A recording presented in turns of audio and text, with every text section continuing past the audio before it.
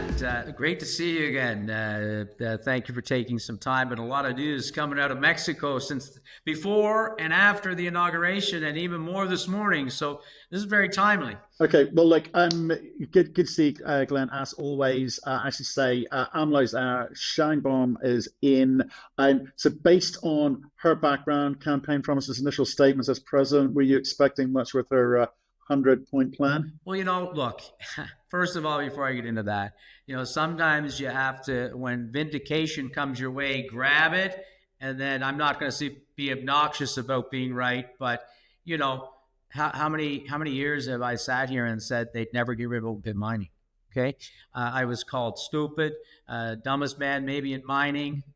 During AMLO's administration, I raised $100 million for Silver Tiger, and we moved our project to shovel ready. Okay, so we'll get back to that maybe right at the end. But I got a lot of dents along the way. You're never getting a permit. Actually, they reported that they'd already been banned. Like, not the fake news. Not even that it might be. So he left, and that was vindication. He didn't do anything with open pit mining. We heard all of Claudia Sheinbaum. I think she's going to be an amazing president. I've said that. Go back and look at some of my videos on my website. I said she is going to be one of the great Mexican presidents, and she's going to drive that economy.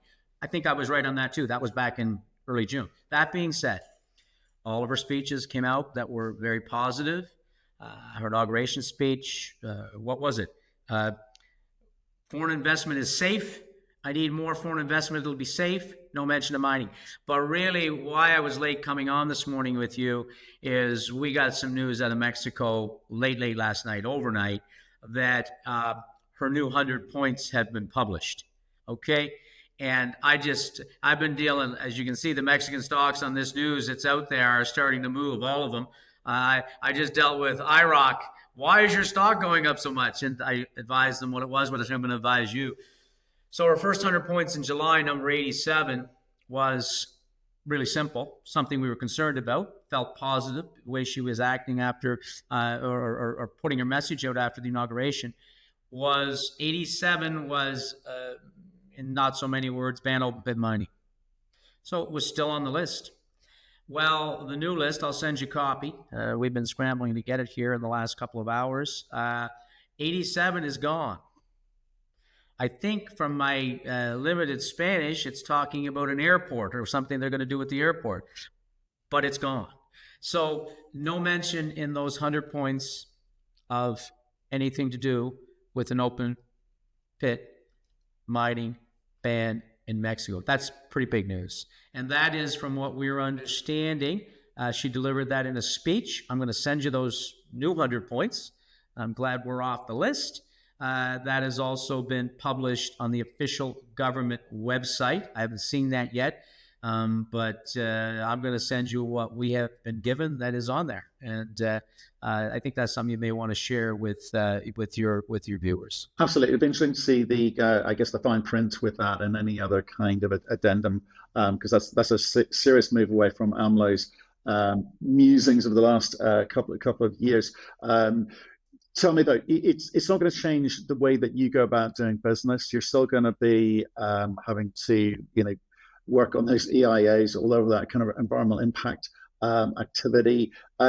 Where are you with your economic studies and everything else that you're doing in country at the moment? Well, look, this is 2 minutes on Tiger and where we are, where we're going. 6 years under the AMLO administration.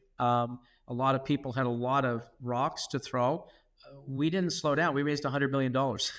We moved our open pit to a PFS that will come out in coming weeks, which is the build document for that. We're not going to get into the economics of that. Maybe we'll hop on in the next couple of weeks when that's delivered, but everybody's heard the story. That thing makes, a very economic deposit done with a bow on it. And MIA was filed for that a year and 3 or 4 months ago. It's gone through the process normally. We know AMLO gave no mining permits. We always told everybody, I guess bucking the tide and the wind, we were going to get ours. We're very confident we are going to get. And remember, we have an open pit underground permit already, 800 tons per day. We'll talk about that in a second. And we filed an amendment to that. Do I think we'll get that before Christmas? I don't think so. Do I think it will be early next year? That's what I'm planning on. So let's just park that. And nothing has changed. We always said we would get it.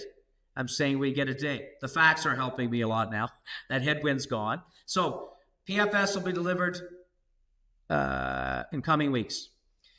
Take a look at it. It's going to be why open pits are so important in Mexico. And we'll have another conversation about that. Easy, low capex, huge cash flow, which you go underground with. But we're not stopping. So just so what people should look for in Tiger, that'll be done. Beautiful. That's what we'll build the pit on. Underground will be bigger, better, and longer. 20, 10, 15, 20, 30-year mine life underground. Pit will be 10. We are underground, as you know. We are in the process now of mobilizing the underground drill rigs. You're going to get some of that Tiger high grade. It was boring for the pit. 100 meters of a gram of gold, nobody cared. They care about 1, 2, 3, 10 kilos of 1 through 3, 10, 20 meters. So you're going to see those results coming this fall. That's not just for the market, Matt, because the next will be, we're going to drill into next year. First half of next year, you never stop. PEA for the underground deposit, and hopefully by the time that comes out, we've started construction on the open pit. So, lots of money in the bank. Did everything. You know what I'm going to say? We said a lot of things that we thought would happen. They've happened, but we said a lot of things that we do with the project during those 6 years, and we did every one of them. And people could go back and check all the interviews, and I think that's how investors should judge you. Last thing I'll say, and I can't guarantee this, we're trading at 130, 140 million market cap. We were at 250. Sentiment drove us down. $200 million on our market cap because of what happened in Mexico. We should have went 200 the other way. When this asset's in production, it will have, just the open pit, it will have a production profile of our peers that are trading at over a $2 billion market cap. So that's how we've always said we win. We don't change anything. We always knew that we get our permit. We just keep going ahead with the exact same plan. Pit, PFS, PEA, move it to feasibility for the underground, build both of them. That's become a 10 to 15 million ounce silver producer. Okay, I know we haven't got much time because, like I say, the news is sort of hot off the press, and yes, it is. Managed to squeeze you in. Right. M&A. There's 100 silver mining companies in Canada that we've got on our books. That's a lot. We saw the Coeur Silvercrest Metals deal announced today. It feels like there's a lot of companies still struggling in terms of cash constraint, etc. Very early stage. Do you imagine there's going to be more M&A, and what impacts that going to have on the silver market in Mexico? Look, so we've been in Mexico 30 years. Our group, which you know very well, have built 3 large mines during that period. 2 more they sold to majors. We never set out to sell an asset. Our motto is you build a business. But sometimes along the way, someone comes along, as happened with us twice over those years, and says, we'll take it from here. Usually that's permitted and being built or permitted, and they'll take it from here. So I thought that was very interesting with Silvercrest. We, as a group, know the core very well. We know their management for a long, long time. Very smart. And a lot of people started sending in, I guess they didn't have the information about, and that's the timing on that. Look at that. That's been going on for months and months, or maybe a year before that gets done. That's just me, the securities lawyer, telling you how long that takes.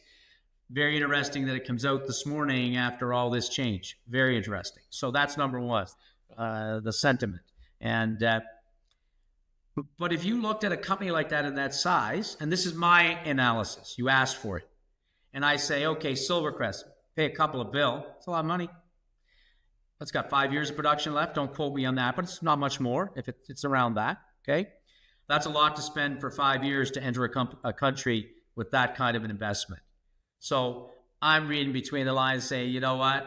If they're coming and they're buying that, I think they're probably going to do a little more looking around Mexico. That's just me saying that. I have no reason, but just from my logical head saying that. If Mexico turns back on, what, 1.2 billion silver ounces needed a year? We're making 800. 150 million of them come out of Mexico. I think that it's way too beat down, Matt. We were beat down to nothing. It was embarrassing, but no, not embarrassing. It's just sentiment. You can't do anything about it. Luckily, it didn't affect us. We got our money, $100 million during that time. It's coming back, and of course, M&A will follow that. Now that they know there's a clear path forward, I think you're going to see more of those transactions. Let's wait and see. Okay. Well, look, Sheinbaum will need foreign direct investment for sure. What does this do for her on that regard? Well, I really think that it's powerful. I said this, she was a champ running Mexico City. I mean, economically, fiscally, partnerships with private. We always knew she was going to be a very good, smart person to drive the economy. Choosing Marcelo Ebrard, probably the most pro-business guy in the Morena Party to run the economy, we knew things were going to be good. I've said this before. I said this a long time ago. I said this in June or July, and I'll say it again. One thing AMLO did was he increased the debt so much, and he bore that in U.S. dollars. She has to deal with that. But I think and that's not lucky. Sometimes you're in the right place at the right time. And with Mexico, it's Mexico's time. We've all heard about the China-U.S. trade war. All that's coming back. Hundreds of billions of dollars are going to be invested. And boy, oh boy, do I think Mexico is going to rock and roll. I just need to say one thing from her speech the other day. And forget all the stuff we talk about mining. She led, and that was the story. If you read all the stories in Spanish down there, and even the English version of about foreign investment is safe under my administration. I need more foreign investment, and it's safe. That's all we need to know. Mexico is I think on mining one thing, but I think the money I think 6 years from now we're going to have another talk, and I've said this in June, middle of June. I think Mexico becomes an economic powerhouse over the next 6 years with nearshoring, and I think that mining will be a huge part of that. Okay. The other thing that's happening at the moment, obviously, silver price up to circa $32. Timing's everything in this game. Do you think you've timed it right? It's hard to say that when we raised that $100 million to get to here right now with a shovel-ready project. I planned that out over 6 years, but. Yeah, the timing looks really good for us. You've got a market that looks like it's coming back. We've got one of the best ready-to-build silver projects, low capex, makes money like hand over fist in the pit, and then go underground. I think it's going to be a really, really good time to make silver.